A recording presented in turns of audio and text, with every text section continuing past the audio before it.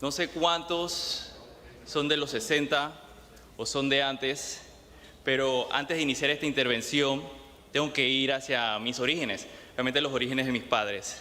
Tenemos que ubicarnos en los años 60, una época colorida, una época diversa. Podemos ver aquí la imagen del Palacio Legislativo, era otra época. Siguiente, por favor.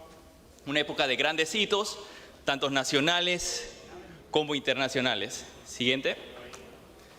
Una época en que la comunicación era de otra manera, era más bien verbal, radio, teléfono, periódico físico. No teníamos WhatsApp, no teníamos teléfonos celulares, no teníamos computadoras y no teníamos internet. No se ve la imagen. Sí, siguiente diapositiva. Sí, era una época en la que nacieron mis padres, los que están en la imagen. Pero mis padres nacieron sordos. Como les comenté, era una época... Sordos, sí, con discapacidad auditiva. Como les comenté, era una época más bien verbal. No sé si alguno de ustedes conocerá a una persona sorda. Comunicarse con alguien sordo es bastante complicado, porque la comunicación es a través de mímicas, que uno tiene que más o menos adivinar qué es lo que quiere decir. Y como les comenté, en esta década de los 60 nacieron mis padres, en una época complicada, pero igual, con el apoyo de mi familia, ellos siguieron adelante. Siguiente, por favor. Pero esta historia va a ser más bien basada en mi mamá. Mi mamá fue una mujer brillante, inteligente, aguerrida, independiente. Fue muy inteligente. Según me decía mi abuela, era primero de cuadro de honor. Ella le tocaría como primero de cuadro de honor en la escuela tener una beca, pero no la obtuvo. Se la dieron a alguien que era oyente. Este es un ejemplo de discriminación que hay con las personas con discapacidad. Las personas como mi mamá, que se esforzaron 5, 10, 20 veces para lograr lo mismo que podemos lograr nosotros, son discriminados. Pero como puede ver en la imagen, ella se graduó del Instituto Justo Arosemena en una época que no había escuelas especiales. Iban oyentes y personas sordas al mismo aula. Ella se tuvo que adaptar a ese ambiente, tuvo que aprender a comunicarse como la gente, como nosotros los oyentes, aprender a hablar a pesar de nunca haber escuchado una voz, la voz de mi abuela. Tuvo que aprender a leer los labios para poder encajar en este mundo. ¿Podemos seguir adelante? Siguiente diapositiva. Claro, siguiente diapositiva. Luego de que ella se graduó, tuvo que entrar al mundo laboral, obviamente. Y en esta gráfica podemos ver más o menos cómo fue su paso. Ella entraba y salía del trabajo formal. ¿Por qué? Porque era discapacitada. Se la pasaba de contratos en contratos. Y yo resumo su vida laboral realmente en la frase que está escrita abajo. Mi madre trabajó toda la vida, pero no toda la vida tuvo un trabajo formal. Siguiente diapositiva. Siguiente diapositiva, por favor. Y hoy vengo a hablar por esas casi 100.000 personas que tienen algún tipo de discapacidad. Hoy vengo a hablar por las personas que no pueden hablar, por las personas que no pueden ver, por las personas que no pueden oír, que igual estamos discutiendo este sistema de pensiones. Es para ellos, las personas que están olvidadas por la sociedad, personas que son parte nuestra, que nosotros estamos en contacto, porque cada uno conoce a alguien con discapacidad, pero nos olvidamos que las decisiones que vamos a tomar acá son también para ellas. Siguiente diapositiva, por favor. Esta es una oportunidad única que tenemos para evaluar si nos regresamos al antiguo sistema solidario de beneficio definido, si nos mantenemos en el mismo sistema que estamos, el subsistema mixto, o si vamos a un nuevo sistema de cuentas individuales, el de contribución definida. Siguiente diapositiva. Pero ¿cuál es la mejor propuesta? Bueno, cada país, cada sistema de cada país es diferente, depende de su contexto, pero hay algunas recomendaciones, por ejemplo, de la OIT, la cual nos brinda un sistema multipilar. Siguiente diapositiva, por favor. Gracias. De 4 pilares.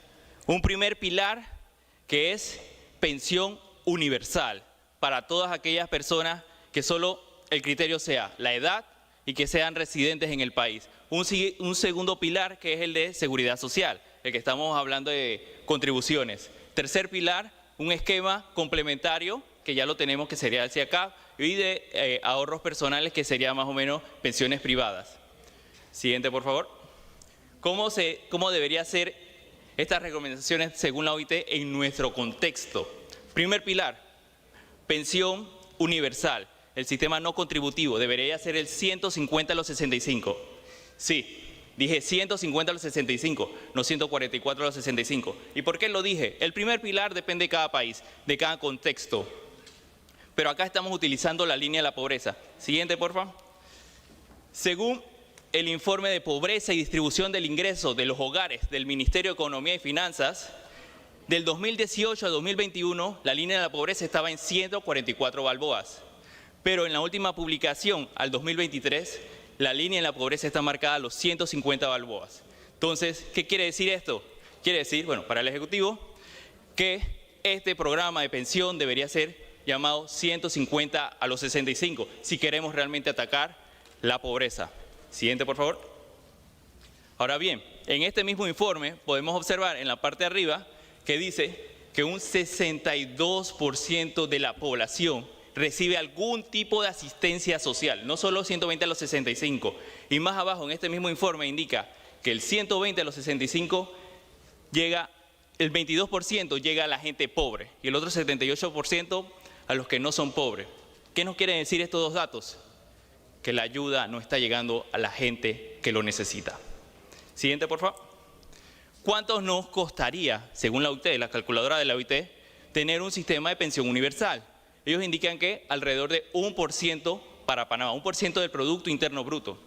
Siguiente, por favor. Con este sistema de pensión universal, 150 a los 65, ¿cómo sería el requisito? La nacionalidad o la residencia. Por ejemplo, en Panamá, ser panameño y tener X o Y años, 15, 30 años viviendo en Panamá. Con eso ya tienes derecho a tu pensión universal. Claro, si llegas a la edad que sería 65 años. 65 años panameño y que tiene tantos años residente. Pensión universal, igualitaria para todos. Se favorece el acceso universal a la pensión digna, el beneficio para todos con criterios de inclusión simples. No es necesario tener un amigo del Ministerio de Desarrollo, acceso a procesos burocráticos. 65 años, eres panameño y tienes tantos años aquí, tienes derecho a tu pensión universal.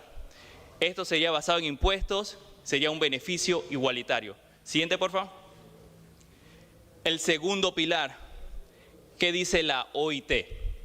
La OIT, realmente, la Organización Internacional del Trabajo, recomienda que sea de beneficio definido en su segundo pilar. Siguiente, por favor. Ellos sí indican algunas recomendaciones. En la Convención 102 de 1952, ellos decían que mínimo debía ser un 40% de tasa de reemplazo.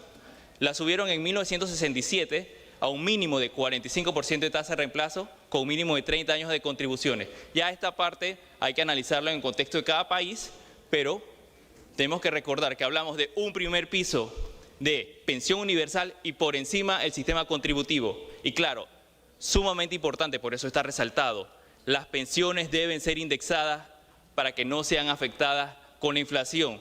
¿Cuántas personas acá que están jubiladas tenían una pensión bastante aceptable y con el paso de los años se ha ido esfumando? Tienen que ser indexadas estas pensiones. Siguiente, por favor. Y ahora bien, estamos también hablando de cuentas individuales. Si decimos que beneficio definido, o sea, el solidario, es lo máximo, ¿qué de las cuentas individuales? Bueno, en el contexto como el que estaba comentando de mi madre, que tenía discapacidad auditiva, toda la responsabilidad se le carga al contribuyente. Es una desventaja para las personas con discapacidad. Mi madre, recuerdo que en sus últimos años de vida se la pasó de contrato en contrato y haciendo los trabajos que nadie quería. Salario mínimo, no tenía aspiración para más. ¿Cuántas personas con discapacidad podríamos pensar nosotros realmente en nuestro país que pueden aspirar a un mejor salario, a ser un jefe? No, esa es nuestra realidad. Y como les comenté, ellos también son parte de nuestro sistema de pensiones. El sistema de cuentas individuales no los toma en cuenta ellos. Es más, es desventajoso. Especialmente las personas con inestabilidad laboral, como les había comentado, los bajos sueldos. Siguiente, por favor. Bien, caso de Chile. Chile es un país que se cambió a cuentas individuales y tiene mucho tiempo. Esta es una realidad. Desde 1990 pasaron a cuentas individuales y podemos ver la tasa de reemplazo. Esta es una diapositiva de la Organización Internacional de Trabajo en una reciente sesión. ¿Y qué podemos ver? Empezó de 47%, subió a 54, 56, belleza, los primeros años. Y los otros 30 años cayó a 30% de tasa de reemplazo. Esto es lo que sucede en la práctica, no en la teoría. En la práctica, los sistemas de cuentas individuales le asumen el riesgo a cada persona. Hemos pasado de 1990 acá diferentes crisis financieras y eso es lo que puede suceder. Y las personas con bajo salario, con inestabilidad laboral, son las más afectadas. Siguiente, por favor. Bien, el tercer pilar sería, ya lo tenemos, el CIACAP, y el cuarto pilar, las pensiones privadas. Pero ¿qué logramos en este contexto con este primer pilar de pensión universal? Que no haya brecha de cobertura. ¿Qué es eso? Siguiente, por favor. En el sistema actual tenemos el 120 a los 65, tenemos una brecha, gente que no está ni en los 120 a los 65, y tampoco está en la pensión del Seguro Social. Esa es la brecha, gente que no está en ninguno de los dos sistemas. Y la siguiente, por favor. Y la propuesta de reforma del Ejecutivo mantiene esta brecha. Siguiendo el sistema sugerido, multipilar. Listen, disculpe, le quedan 2 minutos. Ya estoy terminado. Gracias. Multipilar de la Organización Internacional del Trabajo, reducimos esa brecha y logramos casi un 100% de cobertura universal para todos aquellos pensionados que tengan 65 años o más, sean panameños y residentes por 15, 30, etcétera, años en nuestra República de Panamá. Siguiente, por favor. Las recomendaciones que daría. Basar nuestro sistema de pensión según recomendaciones de organismos internacionales como la Organización Internacional del Trabajo. Evaluaciones actuariales a 100 años sobre las distintas propuestas de sistema de pensiones. Solicitar apoyo de entidades internacionales como la OIT para el diseño y evaluación actuarial de la propuesta. Pensión universal que cubra el 100% sin brechas de seguridad social. Y la última, por favor. Y por último, no nos olvidemos de las personas con discapacidad, que ellas también tienen derecho a una pensión digna en este país. Gracias.